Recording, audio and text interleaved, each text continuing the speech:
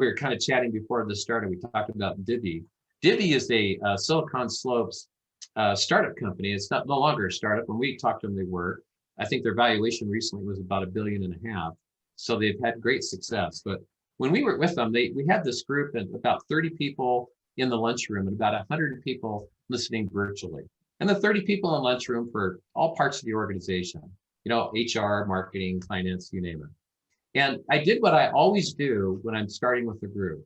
I said, somebody give me a problem that you're trying to solve that you're stuck on. Everyone kind of looked around, trying to figure out who's going to be the most honest about this and be vulnerable. And finally, this fellow in the back of the room raised his hand. And he said, I'll give you one. I said, go ahead, shoot.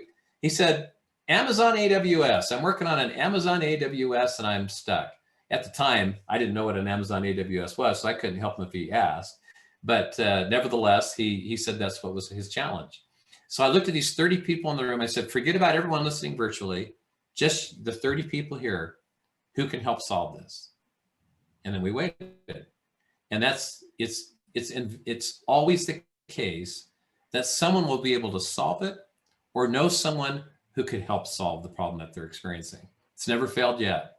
And so I asked that question, and I kind of heard a low-level mumbling going on in the room, and I figured out they're saying a name, and the name they were saying was Larry.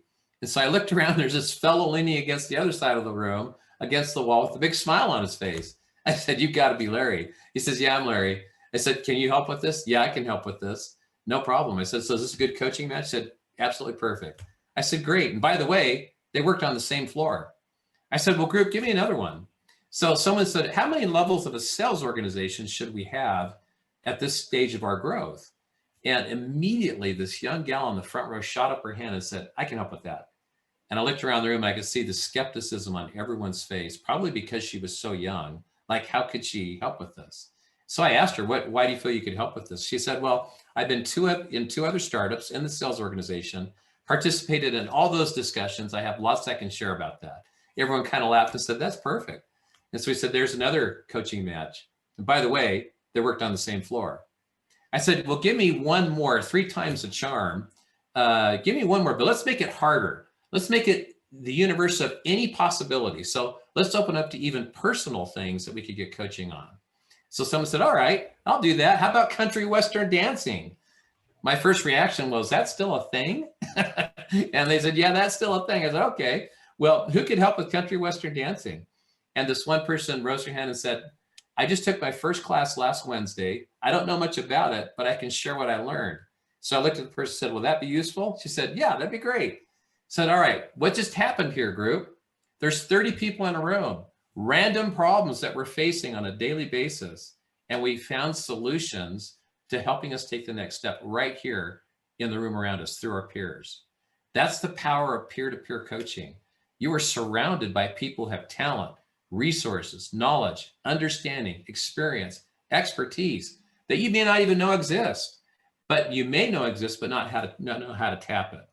And so what we're talking about is enabling a coaching culture where people get connected with each other. Can you imagine what the CEO must have thought when they got the report back that we had someone stuck on an Amazon AWS, someone else who worked on the same floor, but they weren't talking to each other? That resource wasn't being shared. The plugin wasn't happening. The connection wasn't being made. I know I would have said, how do we solve that problem? Like, that shouldn't be happening in our organization ever. And so really what we're talking about is the ability to tap into the talent and expertise. All of our studies show that the average person has what we call 10 coach-ready skills that they're able to coach on at any given time. Now here's how we